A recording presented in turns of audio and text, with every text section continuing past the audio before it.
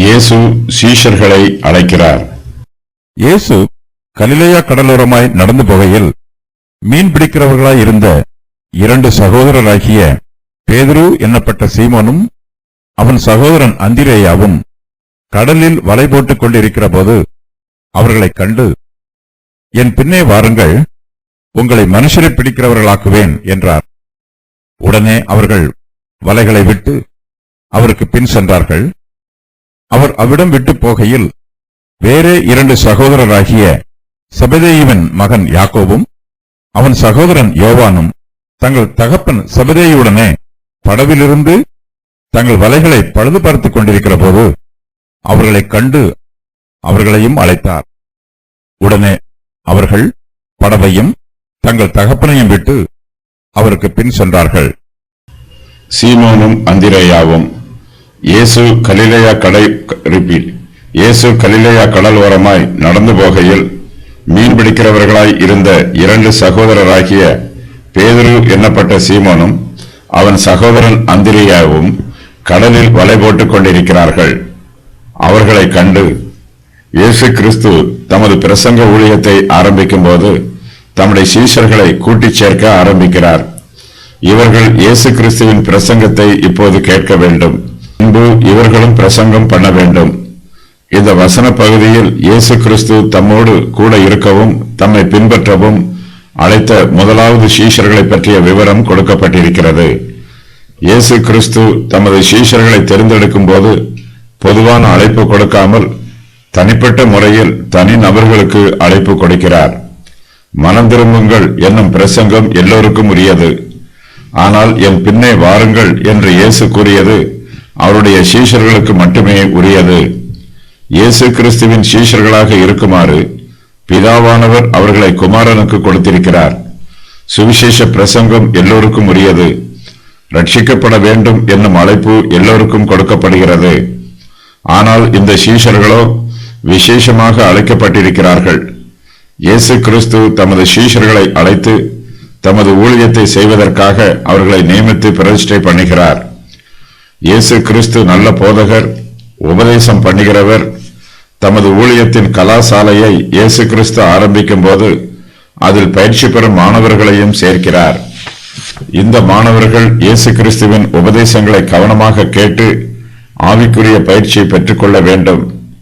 இயேசு கிறிஸ்து தமது சீஷர்களை கலிலேயா கடல் ஓரமாய் அழைக்கிறார். இயேசு கிறிஸ்து இந்த கடல் ஓரமாய் நடந்து போகிறார்.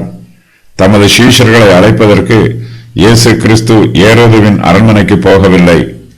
பிரபுக்களும் முக்கியஸ்தர்களும் ராஜாவின் அரண்மனையில் இருப்பார்கள். இயேசு கிறிஸ்து தமது சீஷர்களை தேடி எருசலேமுக்கும் போகவில்லை. எருசலேமில்தான் பிரதான ஆசாரியர்களும் மூப்பர்களும் இருக்கிறார்கள். இயேசு இந்த பிரபல்யமான இடங்களுக்கு போகாமல் கலிலேயா கடல் ஓரமாக தமது சீஷர்களை தேடி நடந்து போகிறார். மனுஷர் பார்க்கிற பிரகாரமாக இயேசு கிறிஸ்து பார்ப்பதில்லை. மனுஷன் முகத்தை பார்க்கிறான், தேவனோ நமது இருதயத்தை பார்க்கிறார். யூதேயா தேசத்தின் ஓர் ஓரத்தில் கலிலேயா இருக்கிறது. இங்குள்ள ஜனங்கள் படிப்பறிவு பெற்ற ஞானிகள் அல்ல.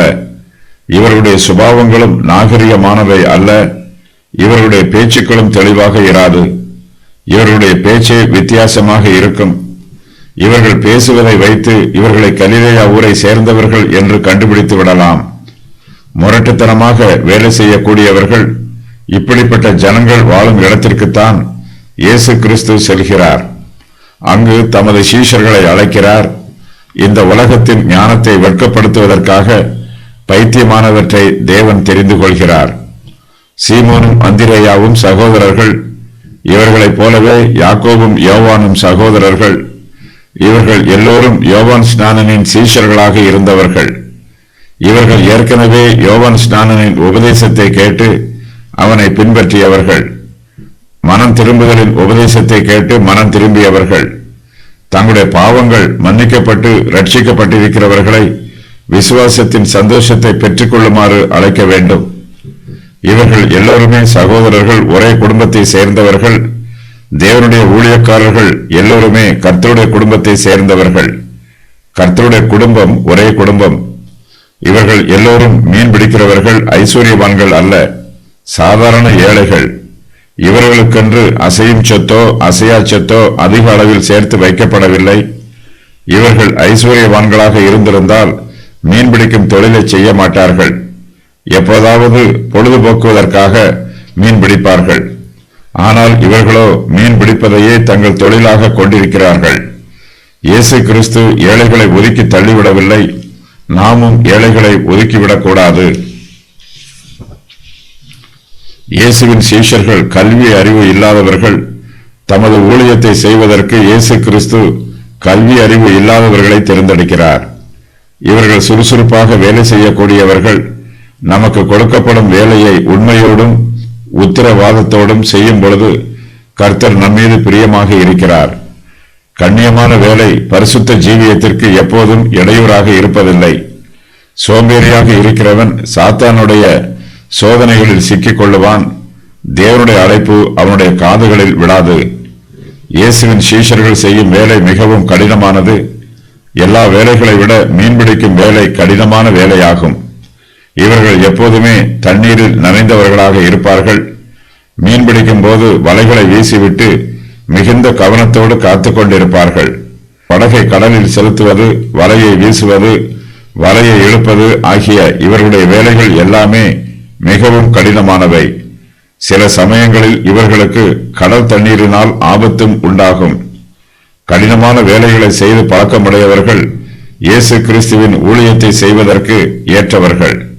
எந்த வேலையையும் தயங்காமல் செய்வார்கள். கடினமாக உழைக்கிறவர்களையே இயேசு கிறிஸ்து தமது சீஷர்களாக தேர்ந்தெடுக்கிறார். இயேசு கிறிஸ்துவின் போர் வீரர்களாக இருக்கிறவர்கள் எல்லாவிதமான கடினமான வேலைகளையும் செய்வதற்கு ஆயத்தத்துடன் இருக்க வேண்டும். சீமோனும் அந்திரேயாவும் கடலில் வலை போட்டுக் கொண்டிருக்கிறார்கள். அவர்கள் மீன் பிடித்துக் கொண்டிருக்கிறார்கள். யாக்கோபும் யோவானும் தங்கள் வலைகளை பழுது பார்த்துக் கொண்டிருக்கிறார்கள். இதுதான் அவர்களுடைய தொழில். தங்களுடைய வேலைகளை இவர்கள் ஓய்வில்லாமல் திறமையாக செய்து கொண்டிருக்கிறார்கள். வலைகள் பழுதடைந்தவுடன் யாக்கோபும் யோவானும் தங்கள் தகப்பனாராகிய செபதேயுவிடம் சென்று புதிய வலை வாங்குவதற்காக பணம் கேட்டு அவரை தொந்தரவு பண்ணவில்லை. தங்களுடைய பழைய வலைகளை பழுது பார்த்து மறுபடியும் பயன்படுத்திக் கொள்ளலாம் என்று கடினமாக உழைக்கிறார்கள். நம்மிடம் உள்ள பொருட்களை நல்ல முறையில் பயன்படுத்த வேண்டும். சிறிய பழுதுகள் இருக்கும் என்றால் அதை சரி செய்து பயன்படுத்திக் கொள்ள வேண்டும். யாக்கோபும் யோவானும் அவர்களுடைய தகப்பனாகிய செபதேயுவோடு இருக்கிறார்கள். அவருக்கு உதவி புரிகிறார்கள். பிள்ளைகள் பெற்றோருக்கு உதவி புரிவது நல்ல சுபாவமாகும். பெற்றோரின் வேலைகளை பகிர்ந்து கொள்ள வேண்டும். இயேசு கிறிஸ்து கடினமாக உழைக்கும் இந்த 4 பேரையும் தமது சீஷர்களாக அழைக்கிறார். இவர்கள் 4 சும்மா இருக்கும் சோம்பேறிகள் அல்ல, தங்களுடைய வேலைகளை கவனமாக பார்த்து கொண்டிருக்கிறவர்கள். இயேசு கிறிஸ்து மறுபடியும் இந்த பூமிக்கு வரும்போது நாமும் சும்மா இருக்கக்கூடாது. கர்த்தர் நமக்கு கொடுத்திருக்கும் ஊழியத்தை கவனமாக செய்து கொண்டிருக்க வேண்டும். இவர்கள் வெவ்வேறு வேலைகளை செய்கிறார்கள். சீமோனும் அந்திரேயாவும் கடலில் வலை போட்டுக் கொண்டிருக்கிறார்கள். யாக்கோபும் யோவானும் தங்கள் வலைகளை பழுது பார்த்துக் கொண்டிருக்கிறார்கள்.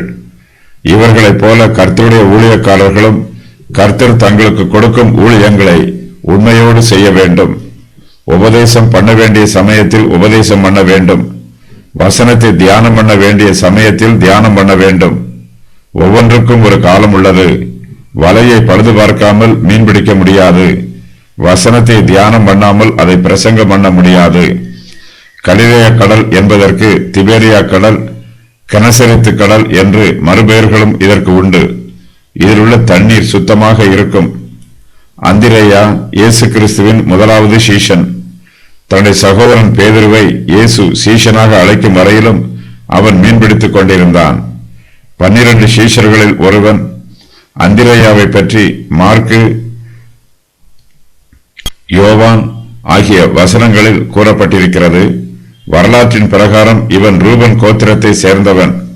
சீத்தியா என்னும் ரஷ்ய தேசத்து பகுதியில் கர்த்தருக்கு ஊழியம் செய்தான். இவனை அங்கு கல்லெறிந்தார்கள். கிரேக்கம் அல்லது சீத்தியாவில் அந்திரேயா சிலுவையில் அறையப்பட்டான் என்று வரலாறு கூறுகிறது. என் பின்னே வாருங்கள், என் பின்னே வாருங்கள், உங்களை மனுஷரை பிடிக்கிறவர்கள் ஆக்குவேன் என்றார்.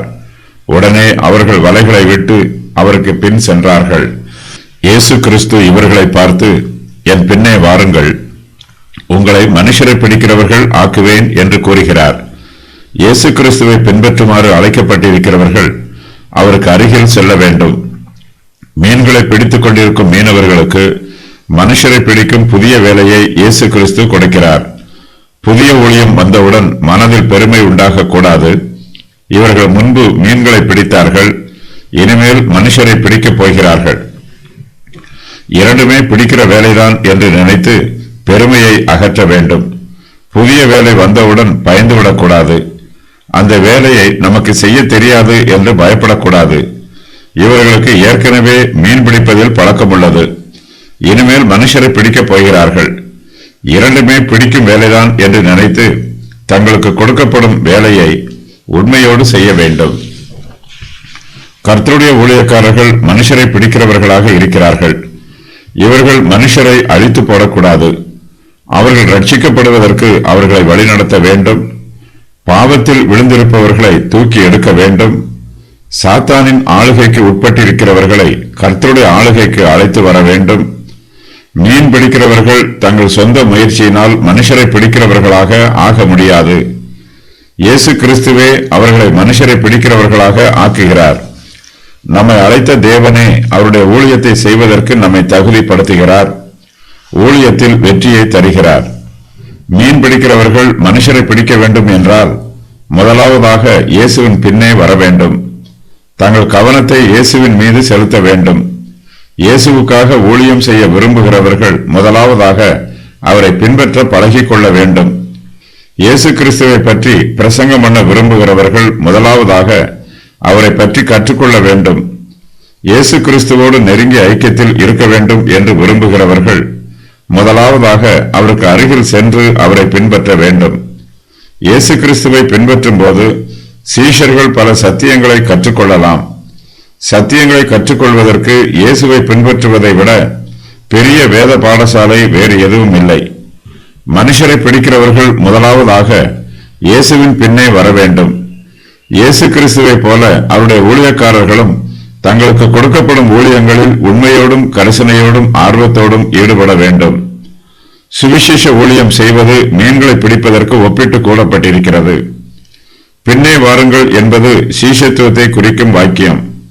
சீஷர்கள் உடனே தங்கள் வலைகளை விட்டு இயேசுவுக்கு பின் சென்றார்கள். தங்களுடைய சொத்துக்களை, தாங்கள் நம்பியிருந்த உபகரணங்களை விட்டுவிட்டு இயேசுவுக்கு பின் சென்றார்கள். தங்கள் ஜீவியத்தில் கர்த்தருக்கு முதலிடம் கொடுத்தார்கள். யாக்கோபும் யோவானும் அவர் அவ்விடம் விட்டு போகையில் வேறே 2 சகோதரராகிய செபதேயுவின் மகன் யாக்கோபும் அவன் சகோதரன் யோவானும் தங்கள் தகப்பன் செபதேயுவுடனே படவில் இருந்து தங்கள் வலைகளை பழுது பார்த்துக் கொண்டிருக்கிற போது அவர்களை கண்டு அவர்களையும் அழைத்தார். உடனே அவர்கள் படவையும் தங்கள் தகப்பனையும் விட்டு அவருக்கு பின் சென்றார்கள்.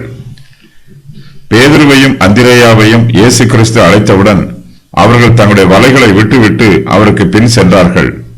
யாக்கோபையும் யோவானையும் இயேசு கிறிஸ்து அழைத்தவுடன் அவர்கள் படவையும் தங்கள் தகப்பனையும் விட்டுவிட்டு அவருக்கு பின் சென்றார்கள்.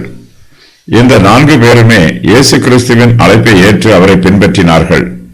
இயேசுவை பின்பற்ற விரும்புகிறவர்கள் எல்லாவற்றையும் விட்டுவிட்டு அவரை பின்பற்ற வேண்டும். இயேசுவை பின்பற்றும் போது அவருடைய கிருபை நமக்கு போதும் என்று நினைக்க வேண்டும். அவருடைய கிருபையை நாம் சார்ந்திருக்க வேண்டும். இயேசு கிறிஸ்து அழைத்தவுடன் 4 மீனவர்களும் அவருக்கு பின் செல்கிறார்கள். இயேசு கிறிஸ்துவின் வார்த்தை வலிமையுள்ளது. கிறிஸ்துவின் கட்டளைக்கு இவர்கள் கீழ்ப்படுகிறார்கள். கிறிஸ்துவின் ஊழியக்காரர்கள் அவருடைய அழைப்புக்கு எப்போதும் கீழ்ப்படிய வேண்டும். எங்கு வழிநடத்தினாலும் எந்த ஊழியத்தை செய்யுமாறு கட்டளையிட்டாலும் கீழ்ப்படிய வேண்டும். ஆபிரகாமை தேவன் அழைத்தபோது தான் போகும் இடம் எது என்று தெரியாமலேயே அவர் கர்த்தரை நம்பி புறப்பட்டு போனார்.